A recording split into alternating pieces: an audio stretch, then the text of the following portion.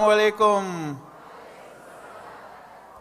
Well, the Prophet ﷺ always used to say that when you receive greetings, you return them equally or better. So I am so happy to see all of my wonderful and proud Muslim brothers and sisters here this afternoon. And as you know, we are having a session on the contributions of the American Muslim community in American public life. My name is Ibrahim Abdul Mueed Rami.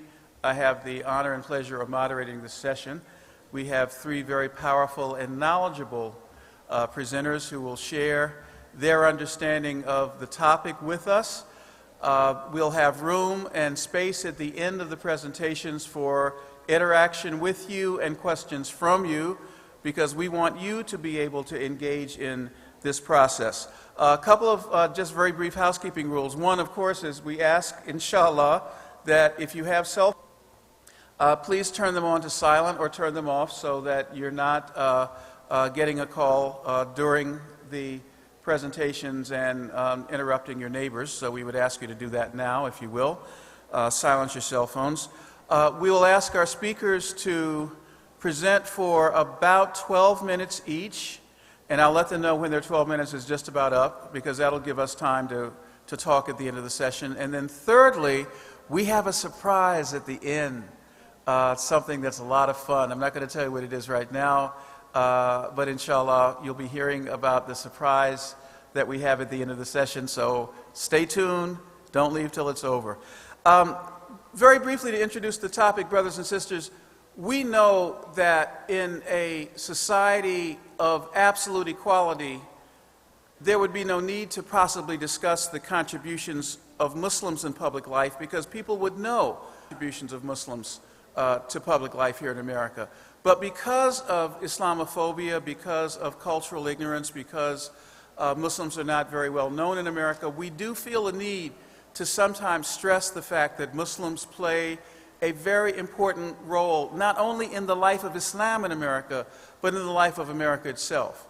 We have been here really since the 14th century in what is now Mexico, and since the early 17th century in the United States, establishing masajid and many cultural and social institutions. But many people are still trying to figure out, what do Muslims contribute to America? Well, we have nearly 1,000 representatives elected at every level of American political life, from school boards to city councils to state legislatures. We have 2 Muslims, of course, in the United States Congress. Many Muslims who are working as staff members on Capitol Hill, advising congressmen and congresswomen, providing information that becomes ultimately the law of the land. And we have a tremendously varied and vibrant civil life. But what does it mean to be Muslim in America and make those contributions? And so this afternoon, inshallah, we'll have 3 speakers. I'd like to just give you a little bit of background on all of them. Many of them probably you already know, but I'd just like to tell you who they are. The first presenter is Dr. Zahid Bukhari, whom I had the pleasure of meeting when I first came to Washington, D.C. a little over 4 years ago. He is the national president of ICNA, the Islamic Circle of North America. He's also the director of the American Muslim Studies program and a fellow of the Center for Muslim Christian Understanding at Georgetown University in Washington, D.C. Very active member of the intellectual and academic community, and also a great leader of American Muslims. Secondly, following Dr. Bukhari, we will have words from Dr. Safaa Zarzour.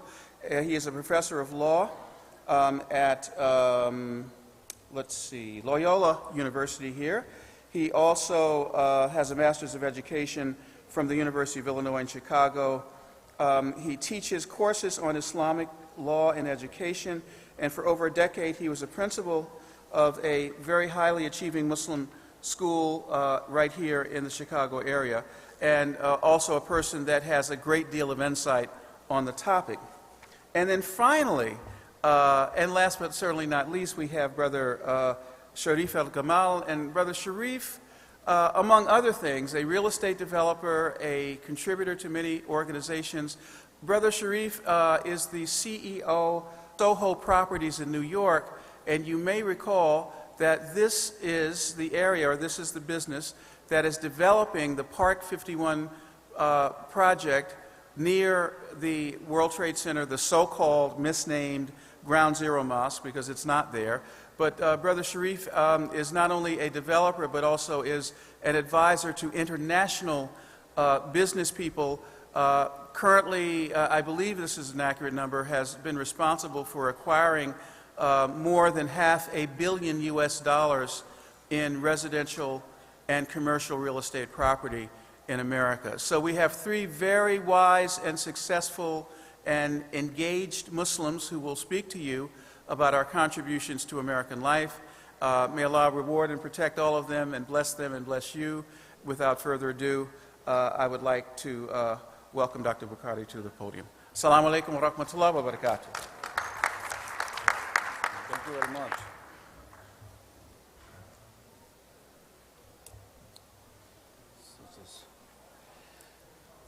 Alhamdulillah Rabbil Alameen wa salatu wa salam ala Rasulihil Kareem. A'udhu billahi min shaitanir rajeem. Bismillah ar-Rahman ar-Rahim. Dear brothers and sisters, what I will try to do, that this status report or Muslims' contribution to American public life, I will try to focus myself on some historical contribution, some recent trends about Muslim contribution, and maybe what could be the contribution in coming years. But I understand that Brother Safaa Zarzour will be speaking more on the future trends of Muslims in their contribution to the American public life. So let me start with this inquiry, and I understand probably everybody maybe I'm repeating that how many of us know that in this city we have a very major monument designed and architected by a Muslim engineer. How many have this knowledge? Those who are not in Chicago, how can you? So there are a couple of brothers and sisters, they have this knowledge. Sears Towers here in this city was designed and architected by Fazlur Rahman Khan from Bangladesh. He was a Muslim immigrant here. He was the engineer. And not only that, but he also designed some other major buildings in this city. So it was never mentioned in this way, like yes, one Bangladeshi engineer it. If we go into a little bit more deep in the history, as Brother Ibrahim was mentioning, our Muslims have very interesting, very vertical and historical relationship with America, and then we have very horizontal relationship with America.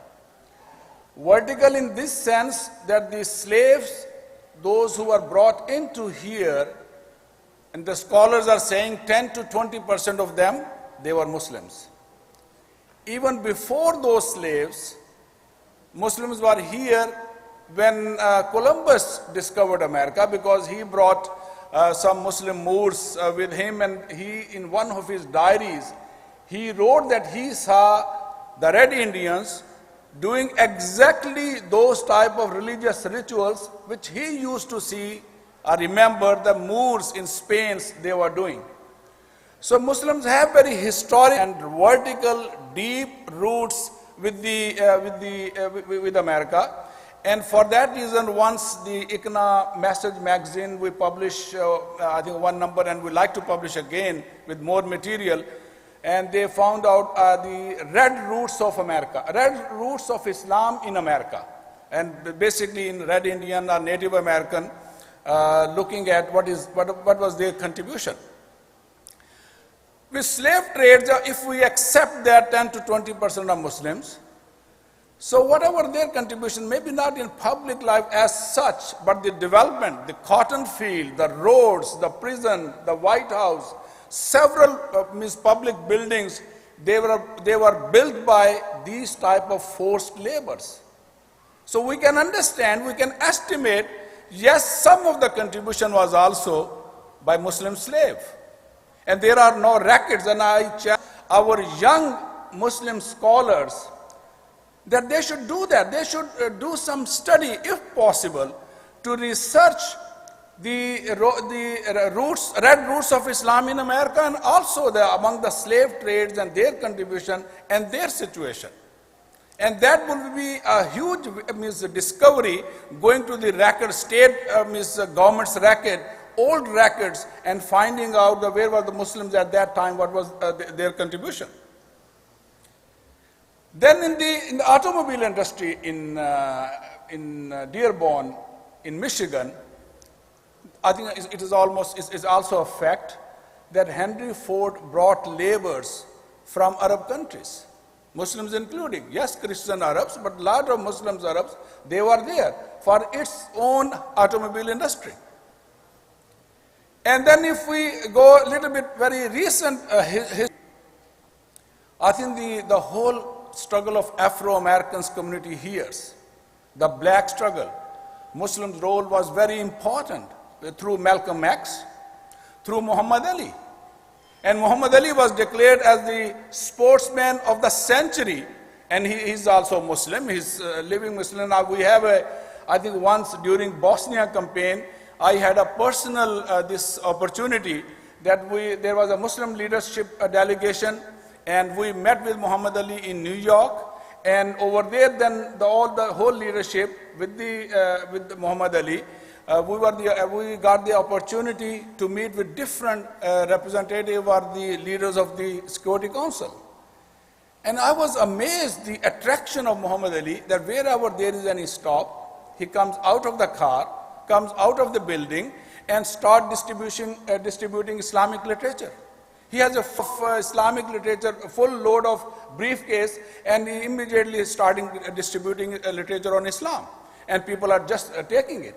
So his role and Malcolm X's role is very important for young one to study more and follow more. And then in sports, right now sports and some other fields, I think Muslims' contribution is very much obvious. Hakeem Olajuwon and some other, Kareem Abdul-Jabbar, some other, now the recent new our sports athletes in different fields, their roles are very obvious. But what I would like to say, yes, historically, vertically, Muslims have deep relationship. But if we see at present the Muslim community, the present Muslim community, we have immigrants from 80 different. So we have first generation of immigrants, we have first and a half generation of immigrants, we have second generation of immigrants born and raised here, and then we have a very, very strong Muslim community of our indigenous Muslim brothers and sisters. And they are interacting with each other. Their age is not very long, maybe 4 or 5 decades, 6 decades, not a long thing. And the other communities, they have role of 300 years, 200 years of contribution. All other ethno-religious groups, for example, Jewish groups, Catholic groups, some other, they were also immigrants, but they have longer time to settle down. But right now what Muslims are doing, I think I can make a distinction before September 11 and after September 11, that now I think on the life issue, a contribution of the public life issue, a shift happened. Total 180-degree shift has been happened among the Muslim community. Before that, the first generation immigrant, their mindset was they were living here physically, but spiritually and mentally, they were living outside, overseas. After September 11, a shift happened, that they start thinking that no, they are living here not only physically, not only physically, but also mentally and spiritually. So now the community, alhamdulillah, last 9-10 years, community has contributed a lot in the public life because the shift of mindset. Now we have more contribution in the interfaith dialogue. I'm not talking about dialogue on Islam, but I'm talking about working with other faith-based groups or non-faith-based groups. There are more contribution is coming out from the Muslim community. And all our national organizations, ISNA and ICNA and MAS and CARE and you name it, if you go to them, study their website, you will find that before that, the other faith-based groups, they used to take initiative. But now, alhamdulillah, Muslim organizations, Islamic organizations, they are taking initiative in this regard. Not only national level, but regional level and local level. That's a one field. Another very strong field is the social service field. Before September 11, we have observed very less contribution from the Muslim community. And I don't blame it, blame to any community. Why? Because it's what we are doing right now, one point I think we should understand, what other communities, other ethno-religious communities, they have contributed to the American public lives in 200 years. The challenge to Muslim community is, especially after September 11, that we have to contribute at the same level, rather more than that in 50 years. That is a challenge we are facing. So alhamdulillah, Muslim community definitely make a lot of strides. So in the field of social service, now I think the Muslims are working with homelessness, Muslims are working with the issue of hunger, they are working with food banks, they are making a lot of efforts. Even Eid al-Adha, time of Eid al-Adha, in several cities of the US, Muslim different, I understand from ICNA and ICNA Relief and Helping Hand and other units and other organizations also, locals, they are collecting 1/3 of sacrificial meal and contributing to the homeless centers and food banks. So a lot of soup kitchen and feed the hungry program. So that's a huge, I think, one step ahead the Muslim community has done to the public life. Among our youth also, a change happened. Before that, they would love to become doctors, engineers, or IT people. Yes, they are still in IT people, but more than that, they are becoming more lawyers. They are becoming more communication experts, they are becoming more public policy experts, and then their contribution is increasing. As Brother Ibrahim said, that we need people in think tanks, we need people in Congress offices, we need people in different state level offices, and slowly and steadily that contribution is increasing. But the main thing we should understand that the this mindset has been changed. For the first generation, whole impact we have seen that even among the Muslim community, at least the desire to work together is more than before. So all these different factors after September 11, these factors enhance the speed of the Muslim community in the contribution of their contribution in the American public life. And last point I would like to make, I think we should understand this basic question, why we are here as a Muslim. Even either we are first generation, first and a half, second, indigenous. And interestingly enough, last Friday, Dr. Tariq Ramadan also raised this question in ICNA Council for Social Justice program in Washington, D.C. So the point came up that we are here to make America better for the inhabitants of the and we can make better only with our words and with our deeds. What we are doing according to the Quran and Sunnah, then definitely, and we have this care of everybody. We feel dignity for everybody. Then we can make America better. And I think some scholars, they have said that yes, nobody can change Islam. But there are, on practical level, there are several cultural zones of Islam in the world. The Arab cultural zone, Sub-Sahara Africa, Turkish, Persian, South Asia, Southeast Asia.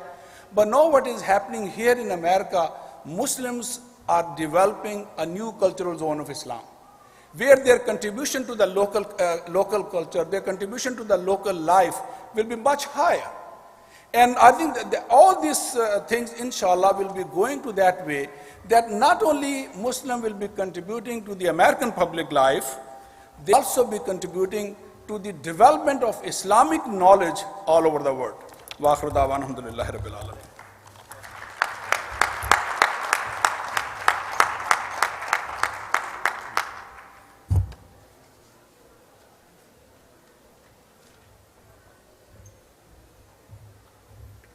Assalamu alaikum wa rahmatullahi wa barakatuh.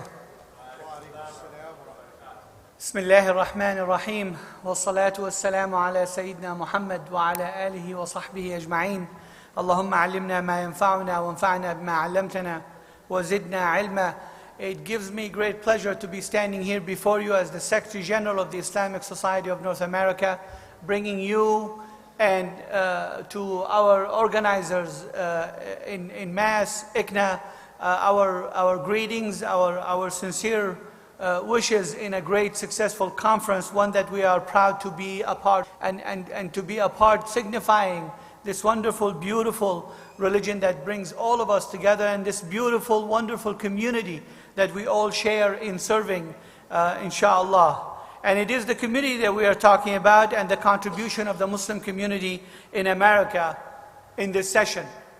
When we ask the question or present the idea of what are the contribution of the Muslims in the public life, it really, we are making two presuppositions. One is that Muslims need to contribute. Muslims need to contribute to the public life in America. And the second one, perhaps, is that there is somewhat of a question mark, because maybe in other circumstances there wouldn't even be a question mark about Muslim contributions to America. And so because of those presuppositions, I wanted to start out by saying is that Muslims contributed, are contributing, will continue to contribute to the well-being of this wonderful nation of ours, because that's who they are.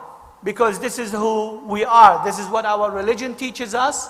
This is what our values are, is that when we are a part of any community, of any society, we have an obligation, religious obligation, to work for the welfare and the development and the prosperity of whatever environment that we are a part of. This would not have been a question had it been many other communities. But the question being posed, we should answer it. And the fact of the matter, as Dr. Bukhari mentioned, is that Muslims have been contributing to this country, and he mentioned several instances and examples of notables in every area of life that Muslims contributed to. My part is to talk about the future. So primarily I'm going to focus on the fact that if you notice in his talk he mentioned Muhammad Ali, he mentioned Malcolm X, he mentioned Fazlur Rahman, he mentioned people who stand out at the peak of whatever it is they were doing, but they were individuals. The hallmark of Muslim contributions to America in the next stage should be systematic and institutional and not individualistic.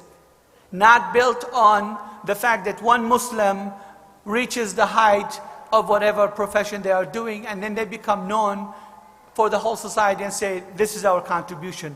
Rather, we should move into contributing to every single facet of American life, every single institution in American life. And those of you who have studied and know social science understand any given society, it is as strong or as weak as the 5 basic social institutions in that society. And those basic institutions are the institution of family, the institution of religion, the institution of education, the institution of economics, the institution of politics. We owe it to ourselves, we owe it to our religion, we owe it to our country to contribute in each one of these areas. And one may ask, when I talk about the Muslim family, for example, talk about the strengthening of the family, I'm talking about the Muslim family primarily. Well, first of all, it is not only the Muslim community. We should stand up for, as Muslims, for the strengthening of family life and families in America, period.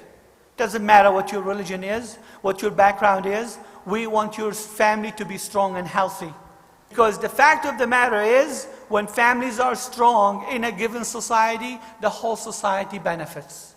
And perhaps we can provide with our family life examples of how a family can be in its dealing with each other, in its love, in its care, in its in its raising of its children to be responsible, individual responsible citizens, when we strengthen our family as well as contribute and advocate for the strengthening of families in general in America, we will have contributed well to the society of ours. Second, religion.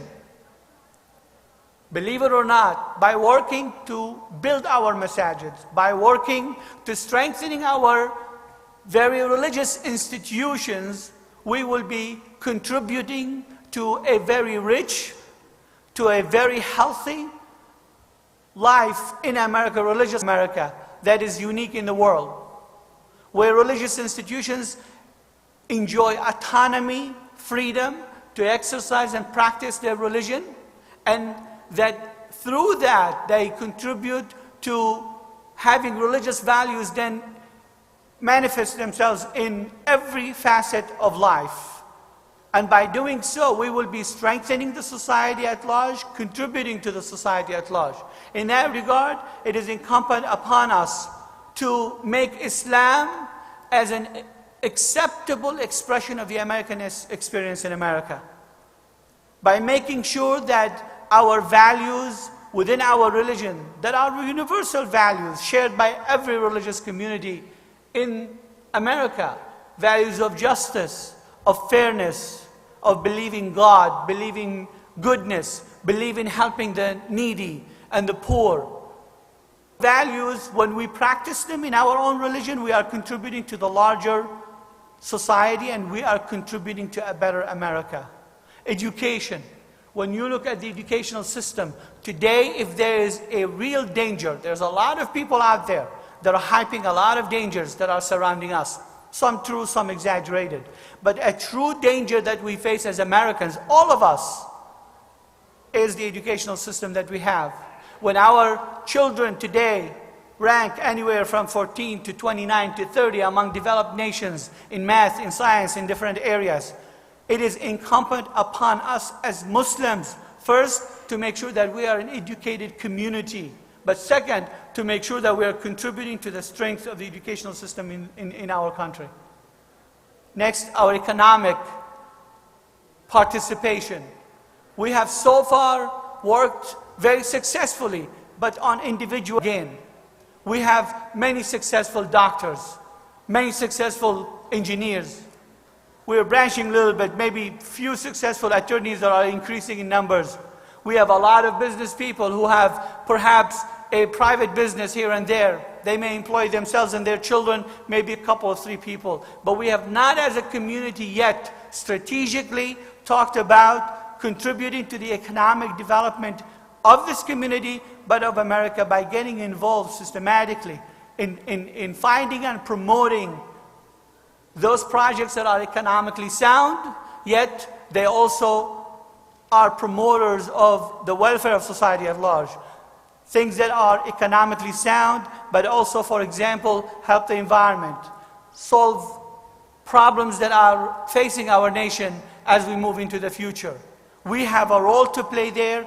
We need to have a mental shift in our mind. The small business, 1-2 employees mindset into setting those companies and those organizations that are based on innovation, that are based on something beyond that. I'm aware of a Muslim engineer, for example, who is developing a new battery, for example, type that will be about, the way I understand it, tens of times more efficient than what's present today.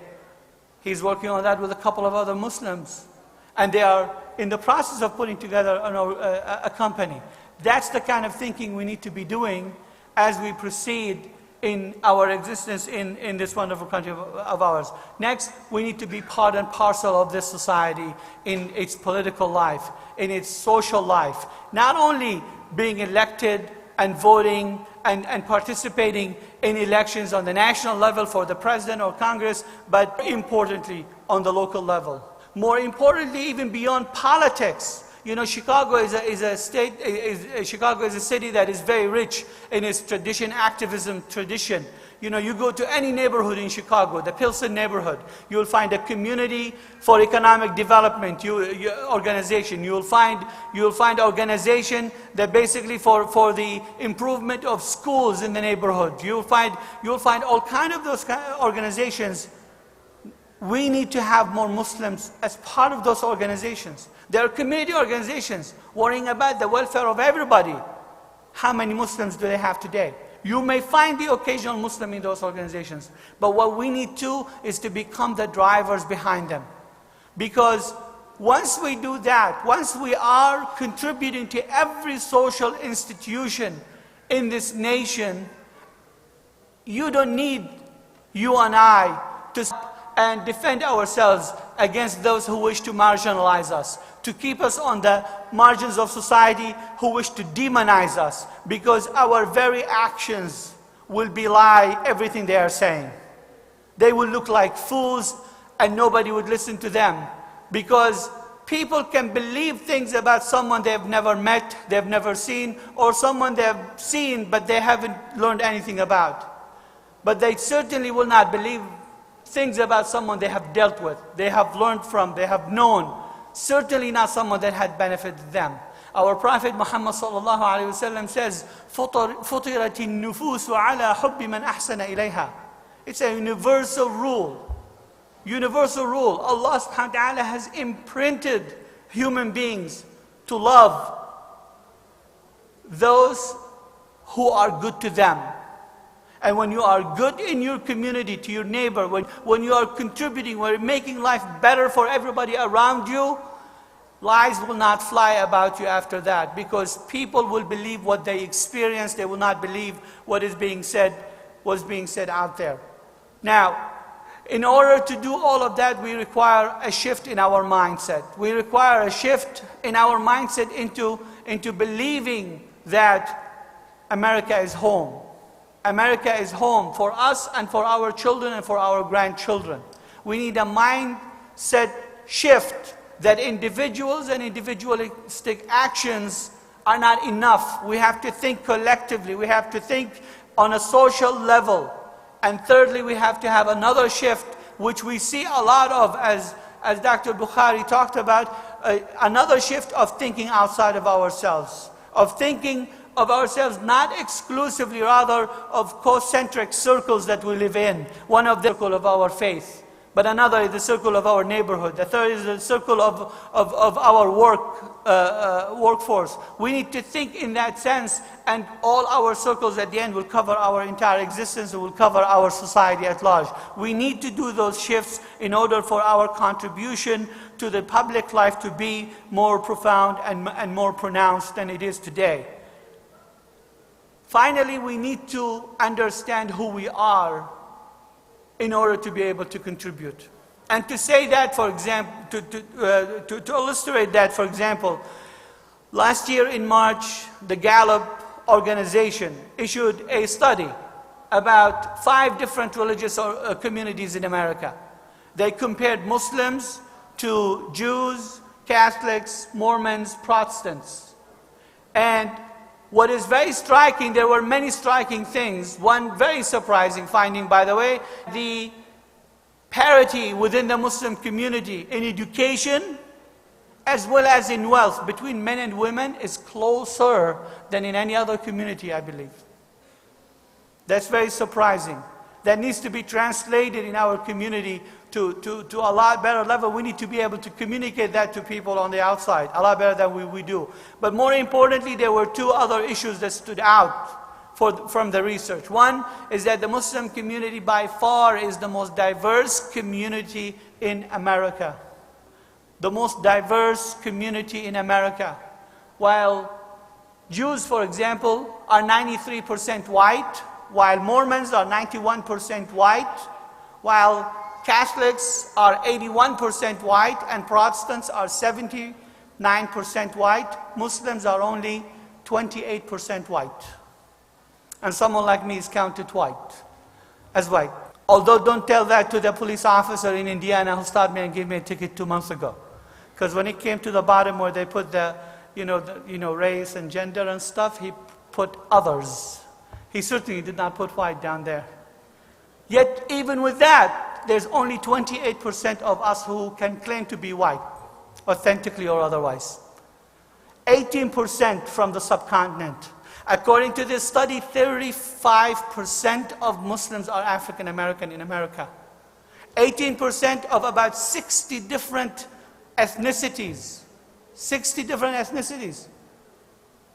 18%, growing number, healthy number of Hispanic Muslim Americans. Now, in that regard, I believe we have a historic opportunity to contribute to the welfare and prosperity of America. If we are to be able to figure out how we can take this diversity within our city and turn it into a strength, we will be able to show America an example of a problem that have plagued our country for the last 300-400 years. And we would be capable of doing it. However, this is a double-edged sword, because if we do not do that, then we have more fault lines to split around, religious, racial, and otherwise, than anybody else.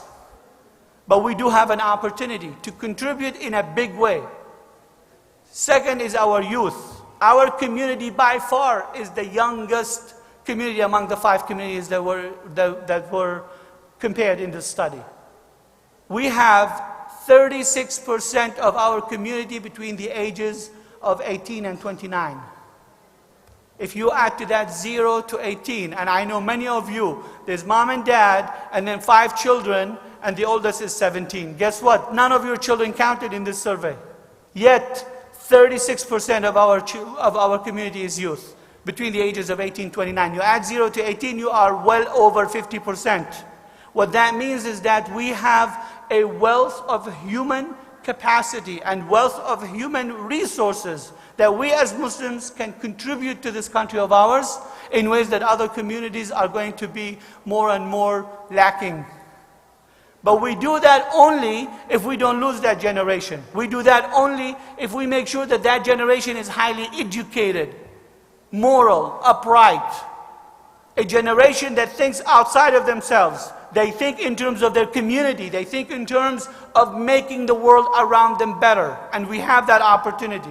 Our religion tells us so. Our experiences so far tells us so. But we need to bring it to a new level.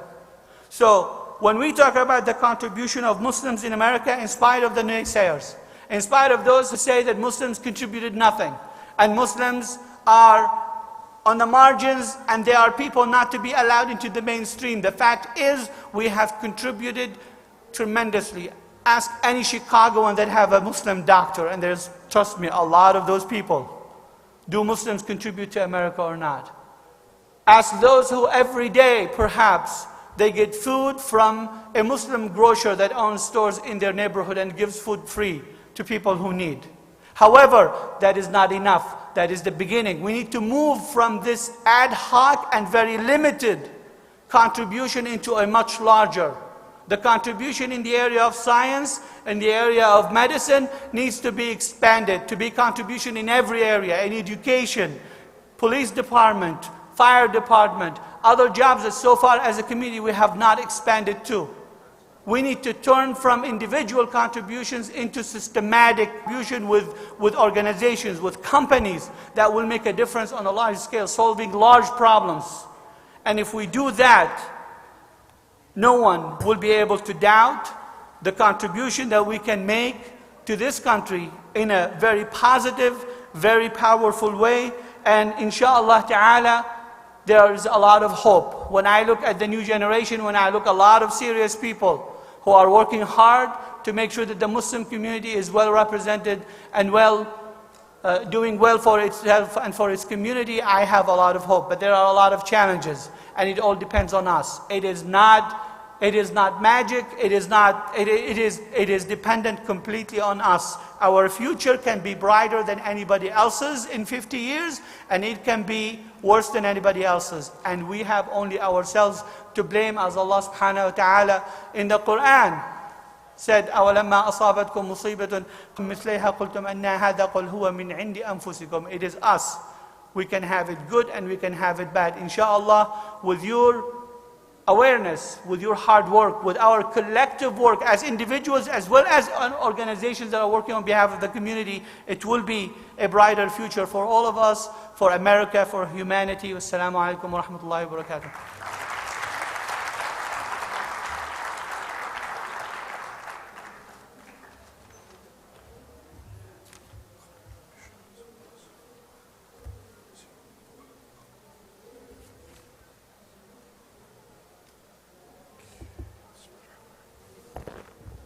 Assalamu alaikum.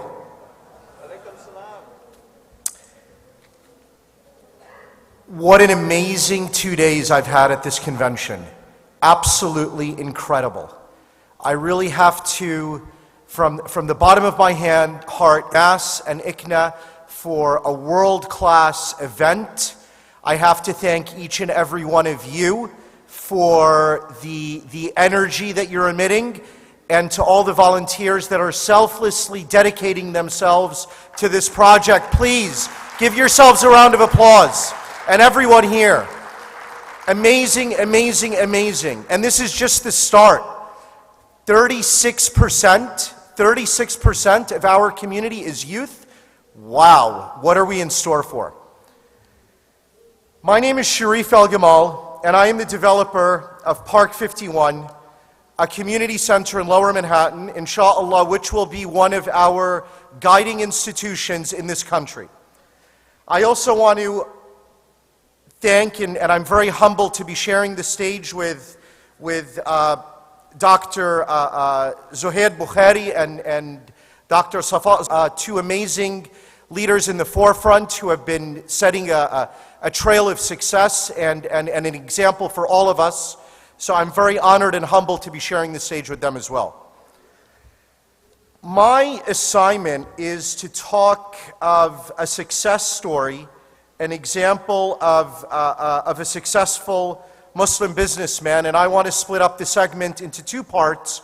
I'll talk a little bit about myself, and then I want to talk about the project that we are building in Lower Manhattan, which inshallah is going to be an example of an institution, inshallah, that we are going to represent all the things that Dr. Zarzour was talking about, which was really incredible, because that is what our vision is, and that's what the vision of the project is. I was born in Brooklyn to a Muslim Egyptian father and to a Polish mother who, God rest her soul, passed away when I was a little kid. And my family had religious problems going up, because my mother was a Catholic and my father was a Muslim. And I guess that is what makes this country, the experiment that we're living in is, and I'm a product of that experiment. And after 9/11, I got curious about my faith, and I was not a religious Muslim growing up. There was a seed that was planted in me where I would fast during the month of Ramadan, and then the other 11 months I would forget about my faith. But after 9/11, it was almost like it was a wake-up call for me to understand who I was and what my identity was. I also had a call a couple of years before 9/11, and I decided to get serious about my life. I lived around the world growing up. After I was born in Brooklyn, and then I lived in the city. I lived in Long Island, and then when I was 11 years old, my father moved us to Egypt, and I lived in Alexandria from 11 to 18. And there was a seed that was planted in me, and where it really gave me, I have to say, when I went there, I was kicking and screaming, and I was like, what are you people doing to me? You're sending me to Egypt? Why? You can't do this to me. Today, when I see my father, I kiss his hand, and I thank him, and I continue to always thank him for doing that to me, because it planted something in me which makes me a complete human being. But when I was 18, I couldn't wait to get out of Egypt, back to New York, and I got kind of stuck in a very fast concrete jungle where you could kind of lose track of time. and I lost track of time. So when I was about 25 years old, I realized that, you know what, I'm not going to get a college degree. It's just not going to happen. I went to 6 different universities. I tried my hand in architecture, engineering. I wanted to be a businessman. I wanted to be a politician, a diplomat, a political science. My God, I think I tried every class, but I just couldn't focus on it. And I realized that I wasn't going to get a degree, so I said, you know what, Sharif, stop lying to yourself and go out there and do something. So I got into the real estate business, and I didn't want to work for anyone. For some reason, when I was 18, I got my Series 7 and 63, and I was selling stock. I don't know if you guys saw the movie The Boiler Room. If anyone saw it, I was working in one of those offices when I was 18 years old. And I realized something happened at that point that I didn't want to work for somebody again. And I went out and I got my real estate license. And I got my license, but I found this guy that I convinced him to let me be, I convinced him to make me his partner, because in order to practice being a real estate broker in New York, you have to have a broker's license, and there's certain prerequisites. So I found this guy with a broker's license, and I convinced him to let me be his partner. It was a Hasidic guy by the name of Dov Popak, and I got into the business. And I got into the real estate business, and I started renting apartments in New York City. Then I got very, very lucky, and I sold my first building 8 months of getting into the business. I sold my first building for $1 million. It was a for sale by owner, and that's a whole other story. You know, I've had a very interesting life. But after I did that deal, I figured out how to sell buildings. I figured all I wanted to do was sell buildings. So I sold a lot of buildings in New York, and I was an intermediary, and I figured out the system. And it got to a point where I was competing. I founded a company called Soho Properties, and I was competing with the Big Four. But then I realized that the real money was in buying buildings. So I started buying buildings, and I started buying buildings about 7 years ago.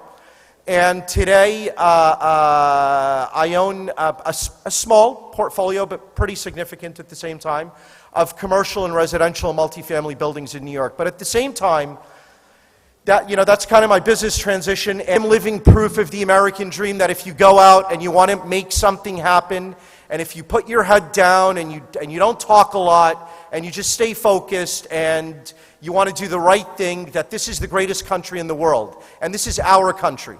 How many Americans are in this audience? Raise your hand. How many? Give yourselves a round of applause. Come on. This is your country. You got to take advantage of it. Okay?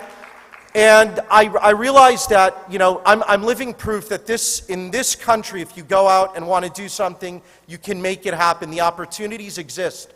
There are no excuses unless we make those excuses of stopping ourselves.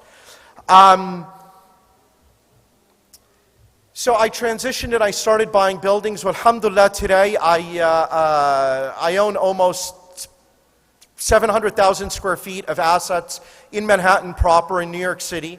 And I am competing. I am probably, my God, we are such a minority in New York. We are such a minority in New York, and there's maybe less than a dozen Muslim businessmen in my industry that are competing. And I'll tell you one funny story that happened to me. When I first got into this business, I convinced this landlord to let me manage his portfolio, and I was managing a portfolio that was smaller than mine, but it was one of the stepping blocks that I experienced as a businessman. And this guy thought that I was Jewish. And my name is Sharif Muhammad El Gamal. I didn't change my name. I didn't do anything, but this guy thought I was Jewish. And literally I started working for him, and I was running his whole portfolio, and I was getting a great check. But besides the check, the experience that I was getting was incredible. The experience of learning how to run assets and running that portfolio was absolutely incredible. it got to the point where, for almost 8 months, he really thought that I was Jewish. I didn't say anything. I didn't confirm to him that I wasn't or that I was. It was part of me being a little nervous. It was a great check. But it got to one day, he literally put his arm around me in a cab and said, Sharif, us Jews, we need to stick together. Okay? And I felt disgusted. Not that there's anything wrong with that, okay? But I just was like, God, you know what? You got to tell him. This isn't right. So I went up to him and I told him, Michael, I'm a Muslim. And, I'm sharing this story because, I meet so many people that are afraid of expressing who their identity, who they are, and they're not proud of it. We have to be proud because this is part of what we experienced this summer by not being proud and not being vocal. And, my whole life has been leading to this point. And reflecting back on some of my past experiences, that was one of them. Needless to say, I got fired 2 weeks later. But it was his loss as far as I'm concerned, not mine.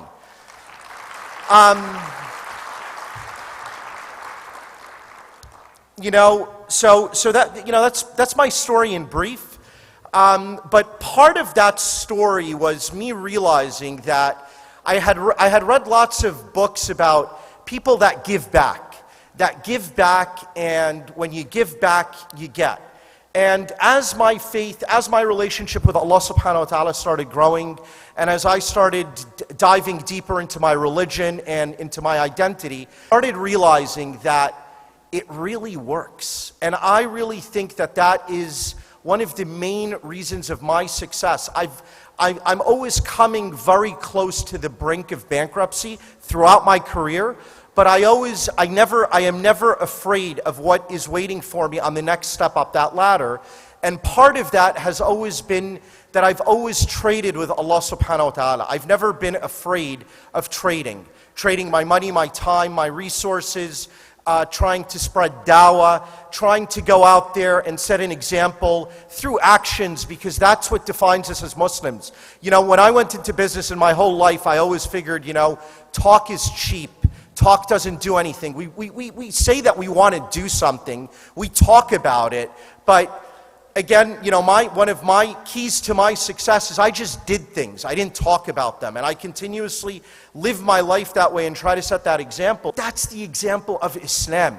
That Islam is an action. That through our actions we define ourselves and we define how people are going to perceive us. And part of that, part of me being as a businessman, I've always went back to my community and I would always volunteer in local mosques, try to figure out how to help, being part of, but that also at the same time, the interesting thing is that is also an American thing. Giving back is an American quality as well. So, and the more that I'm learning about my religion and the more that I'm learning about my country, we are living in the most Islamic country in the world. It really is. And we have to take advantage of that. We have to take advantage of that, and we can't take it for granted. We can't take it for granted. We can't take our rights for granted. We can't take our the gifts that exist for us. Voting. If you don't go out there and vote, then you're not doing your responsibility as an American. You got to go out there and vote. You got to go out there and set the tone of who is going to represent you. So, those were some things. Now, I also want to talk a little bit about Park 51 because I've been meeting so many people here that, there's been so many misconceptions about this project. But what I want to do is I want to spend a few minutes, and I know that I'm running out of time. I want to spend a few minutes, and I just want to walk you through this project because this is, inshallah, a continuation of what Dr. Zarzour was saying about building an institution that gives back. And, it's funny, part of this didn't start out being this in the beginning. Something that I've personally been working on for the last 7 years. And I found my faith again in a mosque in Lower Manhattan, 4 blocks from the World Trade Center, okay? 4 blocks. That's where I found my faith. And that mosque today has been evicted, and several thousand Muslims have been displaced. And this is part of the solution, okay? This is part of the solution of giving back, first and foremost, to my community, but then we saw an opportunity to give back in a way that will, inshallah, be an example and a model to be replicated around the country and, inshallah, around the world.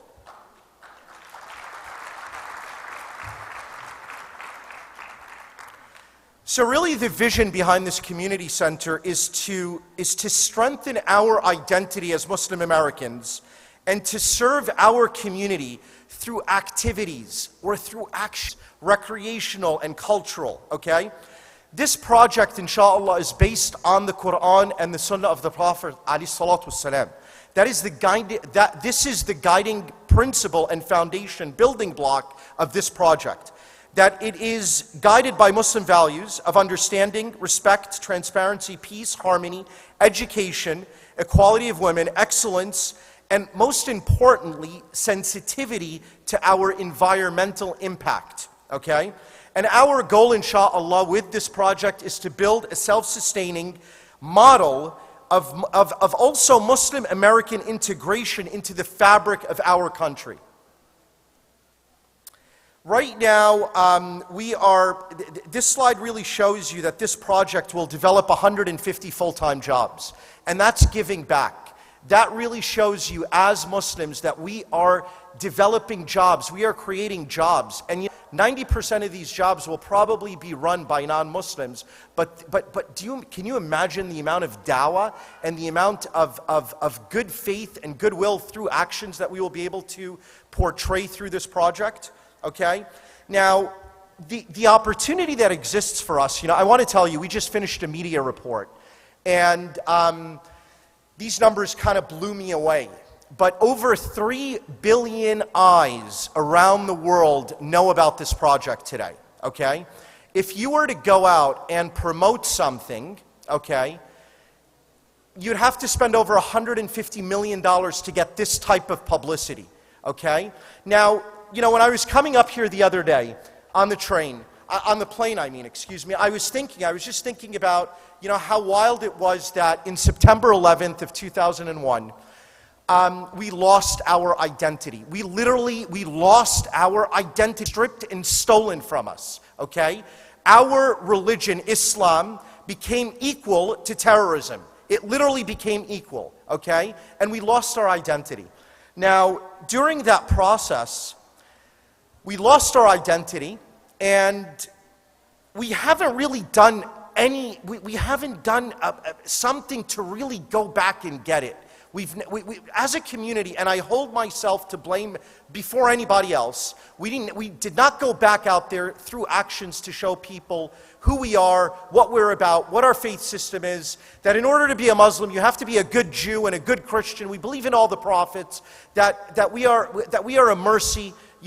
Today, we're not viewed as a mercy. We're viewed as extremists. We're viewed as terrorists. And we have a lot of work ahead of us. And that is what I saw this summer. And look at how close we are, the horrific events of 9/11. Do you see the opportunity that I see right now from this project? Because that was not the intention. The intention was not to hurt anybody or to even be in what we are in today. But the opportunity today, okay, is really incredible. Now, also, we right now have an extremely diverse group of Muslims within that region. The second thing is that in New York City, in this submarket, this is one of the fastest growing submarkets in Manhattan. I'm running out of time, so I'm going to go to this pretty quickly. But inshallah, what we plan on doing is we plan on building a community and a cultural center that will have Muslim life services, that will be our home, that will be a beacon for who we are in the capital of the world, New York City, okay? And I'm very honored and very humbled to be in front of all of you, and thank you very much. Assalamu alaikum.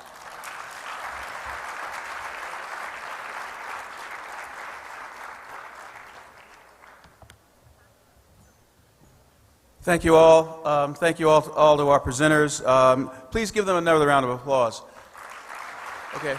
I have to say that we really are out of time, but there are just a couple of very critical things we have to do. Number one, I would like to advise everybody that you should fill out your session evaluation forms and deposit them in the back of the room, but please give us your feedback on the session. The speakers will be around for a while after the session, inshallah, so you can engage them. Number two, Brother Mahdi wanted to make an announcement. I don't know if he's still here. Brother Mahdi, are you in the audience? Okay, what I'll simply say right now is that freedom, the Muslim American Society Freedom, needs your support, needs your active support in standing up for mosque freedom, for freedom of religion, for freedom from the embargo in Gaza, and for any number of other projects that involve the work of Muslims to ensure our civil liberties. So when you leave, please go out the door, take a left, go down one big auditorium, and you will see the table for mass freedom. We want you to do three things. Number one, sign our contact list, our email list. Number two, take a postcard so that you can send to President Obama your feeling about ending the criminal embargo of Gaza in Palestine. And number three, inshallah, if you can, support us materially. We have a saying that freedom ain't free. It really isn't. We need every person in here to make some contribution to the work that Muslims are making to make this a safe country for us, a country that respects the human rights of all. Now finally, real quick, don't go.